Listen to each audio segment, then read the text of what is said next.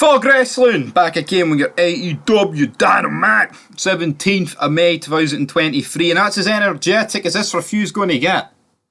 Because yet again, AEW sucks. But before we get into the show though, I'd actually like to give my thoughts to, quite a few things actually, just I don't think are video worthy elsewhere, or I guess they've already been made. We do have AEW Collision that will be debuting in June. On a Saturday, a lot of hype obviously towards CM Punk appearing on that show. To be honest, I'm not really surprised that it's not being announced that Punk would be on. I think if he is going to appear, they probably would keep it closer to the time. But of course, like Brian Alvarez has basically said that CM Punk is the deal might have fallen through, and then Punk responded that Brian Alvarez basically burying him. But to be honest, is he going to appear on Collision? I hope he does, because AEW absolutely sucks. But he absolutely destroyed Brian Alvarez here. If you want to go look at it, we might make a vid on it separate. But you know, if you go on No DQ, you'll find the article. CM Punk absolutely berating the guy. But AEW Collision needs Punk, right? AEW needs CM Punk. The company is just not very good without him, if we're being honest. Like, not that it was great with him, but like, he's the biggest star they have had in the entire company. Like, I like Sting, I like Jericho, I like Christian, Matt Hardy, people like that, Jeff Hardy. But they're just not given the opportunity that they should be. Like, Jericho was, and I've been first to admit that Jericho's AEW run has been fucking abysmal at times, especially recently, ever since he really lost the belt.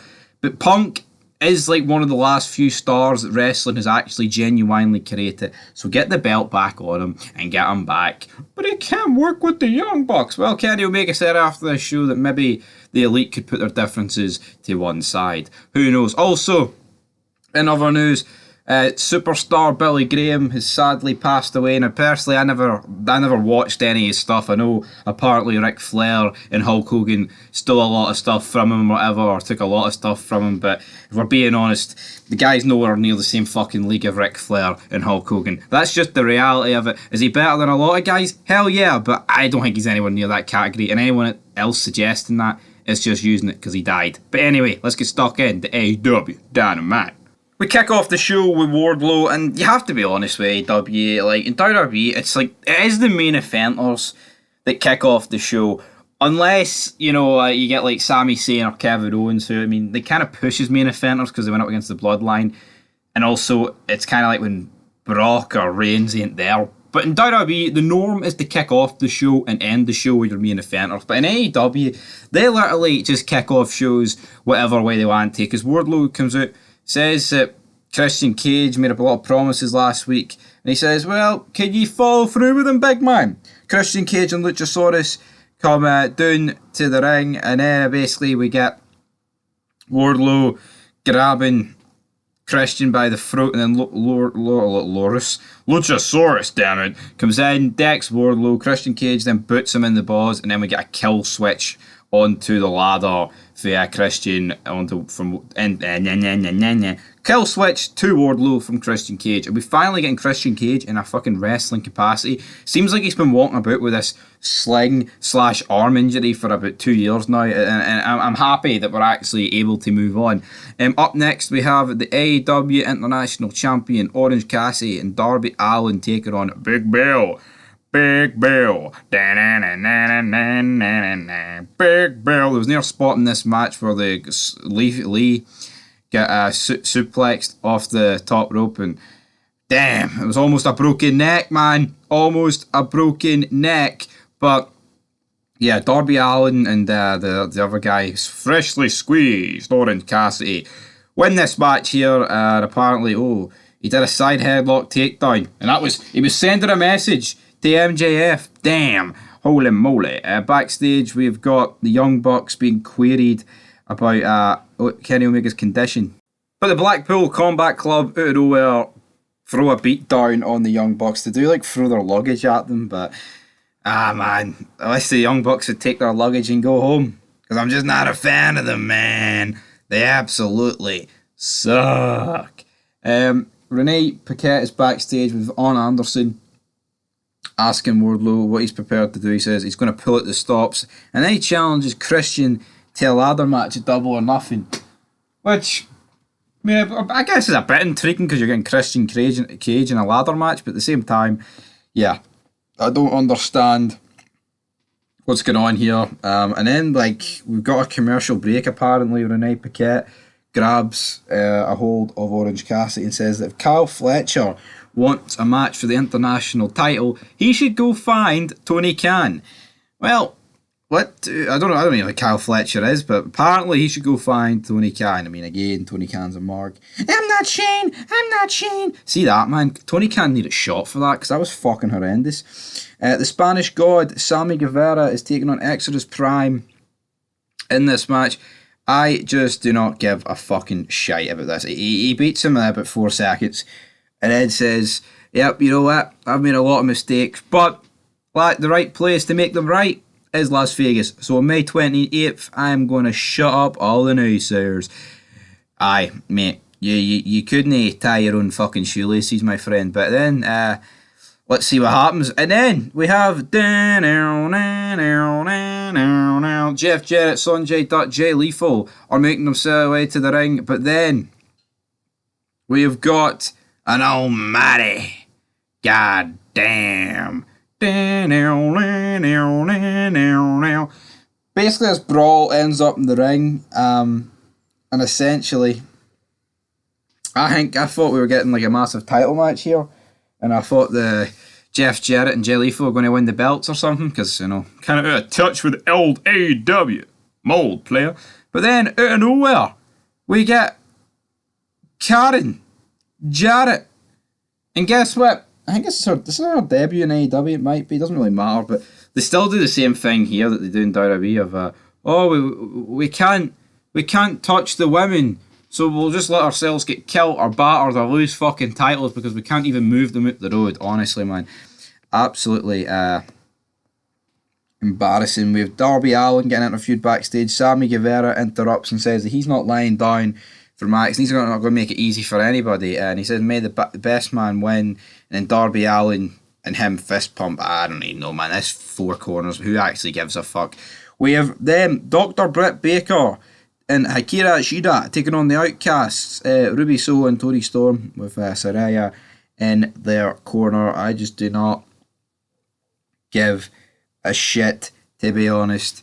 Yeah, Toni Storm beats Baker as the spray paint was sprayed into Britt Baker's eyes, and then bang! Pile driver! This is my house! See, Saraya said it's her house, man. That gimmick's fucking... It's not your house, you stupid, ugly, Botox face bastard. It's nobody's fucking house, because this company's dead. Woo! This company is dead. It's like Chris Benoit, player. It's like that. Then we have Renee Paquette interviewing Orange Cassidy. He says, yep, 20 people just stormed into Tony Khan's office demanding a title match for the International Championship. So he says, guess what? At Double or Nothing, there's going to be a blackjack battle royal with all 20 plus him competing for the AEW International title, which, guys, if you can do the simple mathematics, means we are getting a 21-man battle royal. So yeah, that's it. Tony Khan then makes his major announcement, which I've kind of already touched a bit earlier in this video, but it is AEW Saturday Night Collision will be premiering 17th of June on TNT. It will be airing weekly from 8 to 10 p.m. Eastern. It's a mess because like Dynamite fucking sucks, and honestly, it's just not very good if we're being honest about it. Like, you've got such a big roster, like 99% of them suck, and the guys that are actually good, you don't utilise. So what the fuck is this show going to be like? Are we going to get another world title? Is it going to be literally like a SmackDown versus Raw deal? I don't know. But at least for Tony Khan, this was a bit of a big announcement compared to what some of the announcements have been over the year since AEW found it. We have Jericho taking on Roderick Strong in a Falls Count Anywhere match. Adam Cole and the Jericho Appreciation Society are banned from the building. I mean, you've got Jericho just looking a bit flabby. We've got ice cream being smeared in his face with trash cans being thrown. Taz keen to point out during this that this is all legal. And then it like brawled outside the arena, and guess what? Adam Cole was outside the arena. I guess he wasn't. He was banned for the building, which was kind of funny. And guess what? I can't actually believe that Chris Jericho has lost to Roderick Strong in a false count anywhere match, but that is exactly what happened. Tony Schiavone said, what a plan. It worked to perfection. Absolute fucking dog meat on a stick. Why is Chris Jericho, right, the Ayatollah of rock and roller, losing to this guy? Now, I'll admit, at least they did it kind of cool in a way. Well, I say kind of cool. It's fucking AEW. Oh, man. You sound like someone with a fee plate, but come on.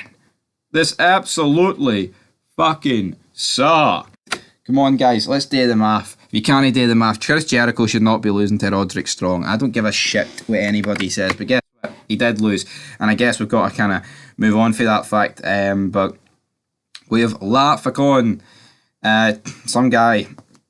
I have no idea who this guy is, taking on Jungle Boy, Jack Perry. Of course, Jungle Boy picks up the victory here. And essentially, we basically get the three guys that are taking on MJF, fighting off the bad guys here. Do we care? There's a bit of blood. No. MJF then cuts a promo, essentially.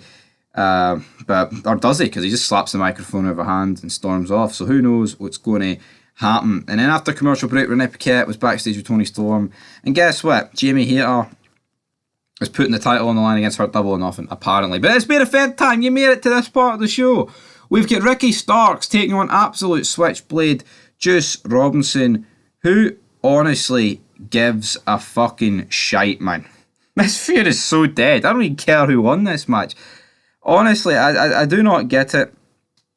This fucking Jay White guy. Oh, WWE missed out so much on this guy. No, they didn't. Right, match ends in a DQ. Ricky gets disqualified because he saw what Ricky did with the steel chair. Don Callis is interviewed, and then Omega tries to get through security to get to them, but then the Combat Club basically swarm and Omega batter him. The Young Bucks then come out, basically just get a massive brawl, and Hangman Page returns. I know I don't get it, but he returns, right? How long has he been away? Doesn't he seem like he was away that long? Who knows what's going to happen, but apparently we're going to get a Combat Club Anarchy in the arena building against the Elite and the Blackpool Club at Double or Nothing. So, yeah, that is pretty much your show, guys. I am going to give this show a big fat 0 because it was fucking shite. Nothing good on Dynamite, man. Well, I'll give it a 1. I don't even know why I'm giving it a 1. I'll give it a 1 because I feel sorry for it. There you go. 1-1.